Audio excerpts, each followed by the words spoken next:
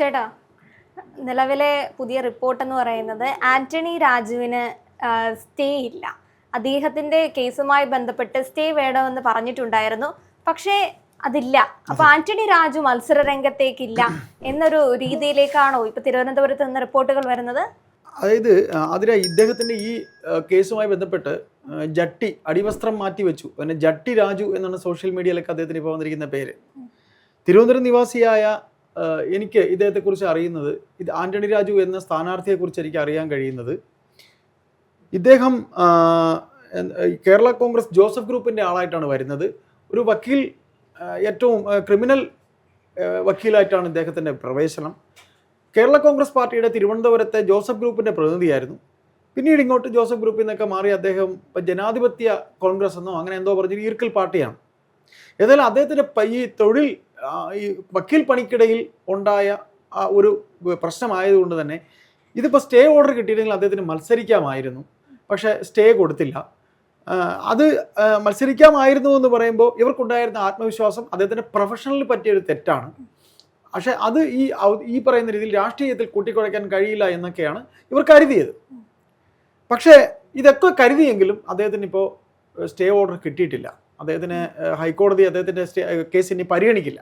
ഈ ആന്റണി രാജുവുമായി ബന്ധപ്പെട്ട് അല്ലെങ്കിൽ ആദ്യം സ്ഥാനാർത്ഥിത്വം ഇദ്ദേഹം മത്സരാർത്ഥിയാകുമെന്ന രീതിയിൽ തിരുവനന്തപുരത്ത് കേട്ട സമയത്ത് അല്ലെങ്കിൽ ഇദ്ദേഹത്തിന് എന്തിനാണ് നിർത്തുന്നത് എന്നുള്ള ചോദ്യത്തിന് ഉത്തരമായി ഉണ്ടായിരുന്നത് ആന്റണി രാജു അല്ലാതെ അവിടെ ആരും ജയിക്കില്ല, അതുകൊണ്ടാണ് ആ ഒരു പേര് അവിടേക്ക് വരുന്നത്, അതുകൊണ്ടാണ് ഈ ഒരു കേസുമായി ബന്ധപ്പെട്ട് സ്റ്റേ കൊടുക്കാൻ പോകുന്നത് എന്ന രീതിയിൽ. തിരുവനന്തപുരത്ത് അപ്പോൾ മറ്റൊരു സ്ഥാനാർത്ഥി ഇല്ലേ ആന്റണി രാജു അല്ലെങ്കിൽ?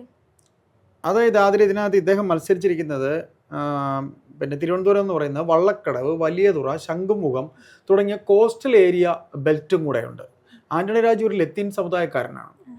അപ്പോൾ ഈ പറയുന്ന രീതിയിൽ ഈ CPM-ന് മുൻകാലങ്ങളിലൊക്കെ തന്നെ സ്ഥാനാർത്ഥികളെ നിർത്തുമ്പോൾ ഇവർ ഈ ജാതി സമവാക്യങ്ങൾ നോക്കിയെന്നും അല്ലെങ്കിൽ ഘടകകക്ഷികൾക്ക് കൊടുക്കുമ്പോൾ ചിലപ്പോൾ RSPക്കോ മറ്റൊക്കെയാണ്. തിരുവനന്തപുരം വെസ്റ്റ് ആയിരുന്നു ഈ മണ്ഡലം നേരത്തെ ഉണ്ടായിരുന്നത്. ഇപ്പോഴാണ് തിരുവനന്തപുരം എന്ന് പറഞ്ഞൊരു മണ്ഡലം വരുന്നത്. അതിനു മുമ്പ് തിരുവനന്തപുരം വെസ്റ്റ് ആയിരുന്നു. തിരുവനന്തപുരം നോർത്ത്, തിരുവനന്തപുരം ഈസ്റ്റ്, ഇങ്ങനെയൊക്കെ ആയിരുന്നു ഉണ്ടായിരുന്നത്. അപ്പോൾ ഈ തിരുവനന്തപുരം വെസ്റ്റ് എന്ന് പറയുന്ന കോസ്റ്റൽ ഏരിയ ബെൽറ്റാണ്. ഈ കോസ്റ്റൽ ഏരിയ ബെൽറ്റിൽ ഇവർക്കൊരു നല്ല സ്ഥാനാർത്ഥിയെ പോലും കണ്ടെത്താൻ കഴിഞ്ഞിട്ടില്ല. അവിടെ MM ഹസനെയൊക്കെയാണ് കോൺഗ്രസ് നിർത്തിയിട്ടുള്ളത്. ഹസൻ വെസ്റ്റിൽ നിന്നൊക്കെ ജയിച്ചിട്ടുണ്ട്. അപ്പോൾ ഇങ്ങനെ വന്ന് ഈ പിന്നെ പിണറായി വിജയൻ എന്ന് പറയുന്ന പാർട്ടി നേതാവ് വന്നു കഴിയുമ്പോൾ ഇവർ ഈ സ്ഥാനാർത്ഥികളെ നിർത്തുന്നതിൽ ജാതി സമവാക്യങ്ങൾ നോക്കി തുടങ്ങി. അങ്ങനെയാണ് ഘടകകക്ഷികൾക്ക് കൊടുക്കുമ്പോൾ കേരള കോൺഗ്രസ് ജോസഫ് ഗ്രൂപ്പിന് കൊടുക്കുകയും ആന്റണി രാജു അവിടെ വിജയിക്കുകയും ചെയ്തത് തുടക്കത്തിൽ. ഇപ്പോൾ ഇത്തവണ വിജയിച്ചത് പിണറായി വിജയൻ ഒന്നാം സർക്കാരിൻ്റെ മെറിറ്റിൽ തൂങ്ങിയിട്ട് ആൾക്കാർ പോയതും പിന്നെ ശിവകുമാർ എന്ന് പറയുന്ന സ്ഥാനാർത്ഥിയാണ് കോൺഗ്രസിന് മത്സരിച്ചത്. VS ശിവകുമാറിനെ വിചാരിച്ചത്ര രീതിയിൽ, അതായത് ഈ കോസ്റ്റൽ ഏരിയ ബെൽറ്റ് വോട്ട് നിൽക്കുമ്പോൾ തന്നെ മറുവശത്ത് ഹിന്ദു വോട്ടുമുണ്ട്. ഈ ഹിന്ദു വോട്ട് ഒരു വലിയ ഘടകം, ഭൂരിപക്ഷ വോട്ട് ഹിന്ദു നായർ കമ്മ്യൂണിറ്റിയുടെ വോട്ട് കുറെ ഉള്ള സ്ഥലമാണ്.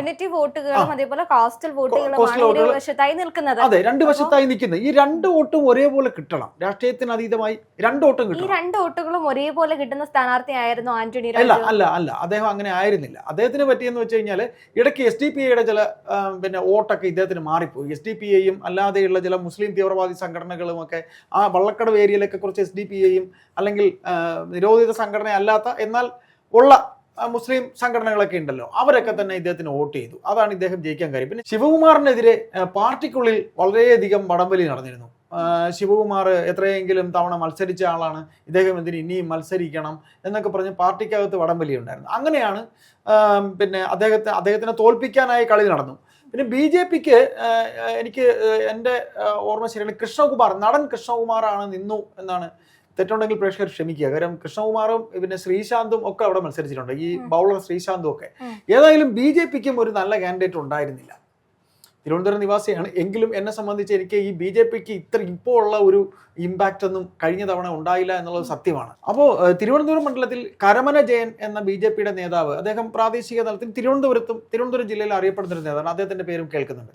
ഈ ആന്റണി രാജുവിൻ്റെ മണ്ഡലം എന്ന് പറയുമ്പോൾ അവിടെ ഒരു വികസനവും കഴിഞ്ഞ തവണ എത്രയെങ്കിലും തവണ ഈ പറയുന്നവരെല്ലാവരും വിജയിച്ചിട്ടുണ്ട്. ഈ പറയുന്ന രണ്ട് രാഷ്ട്രീയ പാർട്ടിയിലും വിജയിച്ചിട്ടുണ്ട്. എന്നിട്ട് പോലും അവിടെ വലിയ വികസനമൊന്നും ഉണ്ടായിട്ടില്ല. ഇപ്പോൾ ആറ്റുകാൽ പൊങ്കാല നടന്ന സമയത്തുണ്ടായ വിഷയമൊക്കെ അറിയില്ല. അതിലൊരു ഭാഗം ഈ ഈഞ്ചക്കൽ എന്ന് പറയുന്ന ഭാഗമൊക്കെ ഈ മണ്ഡലത്തിൽ വരുന്നതാണ്. അപ്പോൾ ഈ വിഷയവുമായി ബന്ധപ്പെട്ട് നമുക്ക് ഇനി പറയുമ്പോൾ BJPക്ക് ഒരു നല്ല കാൻഡിഡേറ്റ് വരുമെന്നുണ്ടെങ്കിൽ അവിടെ നല്ലൊരു മത്സരം നടക്കും. അപ്പോൾ ഇനി ഈ പറയുന്ന ആന്റണി രാജുവിന് ഒരു സ്ഥാനാർത്ഥിയൊന്നും കണ്ടെത്താൻ അദ്ദേഹത്തിന്റെ പാർട്ടിയിൽ ഒരു ഈർക്കൽ പാർട്ടിയാണ്. ഞാൻ രാജാവ്, ഞാൻ പ്രജ, ഞാൻ തന്നെ നേതാവ്, ഞാൻ തന്നെ അണി, അദ്ദേഹം തന്നെയാണ് എല്ലാം. അപ്പോൾ പിന്നെ അവർക്ക് ഇനി പാർട്ടി ഉണ്ടോന്നറിയില്ല. ഇത് CPM പതുക്കെ തട്ടിയെടുക്കും. CPM തട്ടിയെടുത്തിട്ട് എനിക്ക് എൻ്റെ ഒരു പരിമിതമായ അറിവിൽ ഞാൻ അറിഞ്ഞിട്ടുള്ളത് പിന്നെ പുല്ലുവിള സ്റ്റാൻലി എന്നൊരു CPM ലത്തീൻ സമുദായത്തിൻ്റെ ഒരു നേതാവുണ്ട്. ഞങ്ങളെയൊക്കെ സ്കൂളിൽ പഠിപ്പിച്ച ഒരു PT അധ്യാപകനാണ്, ഞങ്ങളുടെ ഒരു അധ്യാപകനാണ്. അദ്ദേഹത്തിൻ്റെ പേര് സോഷ്യൽ മീഡിയയിൽ സജീവമായിട്ട് കേൾക്കുന്നുണ്ടായിരുന്നു ഈ ഒരു മാസത്തിന് മുന്നേ. അപ്പോൾ ഞാൻ സാറിനെ, എൻ്റെ അധ്യാപകനും കൂടെയാണ്, ഈ PT അധ്യാപകനെ വഴി വെച്ച് കണ്ടു. സാറേ ഇങ്ങനെ സാറ് മത്സരിക്കുന്നല്ലോ എന്ന് പറഞ്ഞു. ഇങ്ങനെ വെറുതെ ഒന്ന് അടിച്ചു. അപ്പോൾ പറഞ്ഞു അത് ആന്റണി രാജു ഇങ്ങനെ പറയുന്നുണ്ടേ, അപ്പോൾ അറിയില്ല, പിന്നെ നിങ്ങളൊക്കെ കൂടെ അങ്ങ് അടിക്കുമല്ലോ എന്ന് പറഞ്ഞു.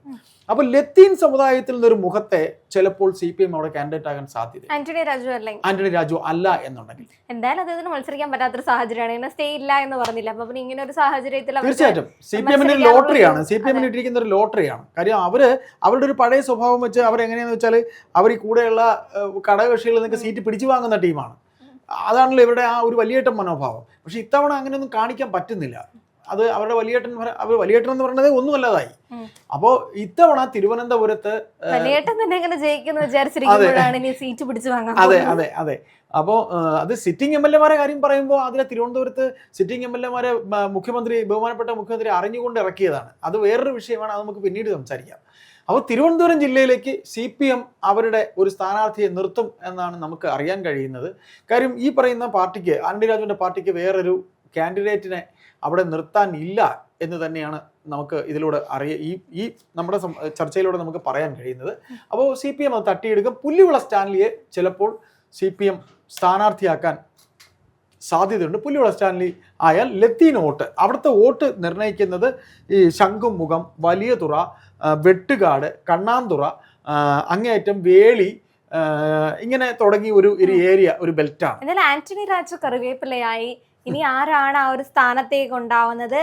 അതേപോലെ ആ മണ്ഡലം ആർക്ക് വേണ്ടി എടുത്തത്? ഇതൊക്കെ തിരുവനന്തപുരത്താണ്, തലസ്ഥാനത്തെ ഒരു നേർക്കുനേർ പോരാണ് നമ്മൾ ഇനി കാണാൻ പോകുന്നത്. കോൺഗ്രസിന്റെ ആ ഒരു നിർണായക സ്ഥാനാർത്ഥിത്വം കൂടെ കിട്ടുമ്പോൾ നമുക്ക് ആ ഒരു പൂർണ്ണമായിട്ടുള്ള ഒരു രേഖാചിത്രമാകും. അതിനു വേണ്ടിയിട്ടാണ് മാധ്യമങ്ങൾ ഉൾപ്പെടെ കാത്തിരിക്കുന്നത്.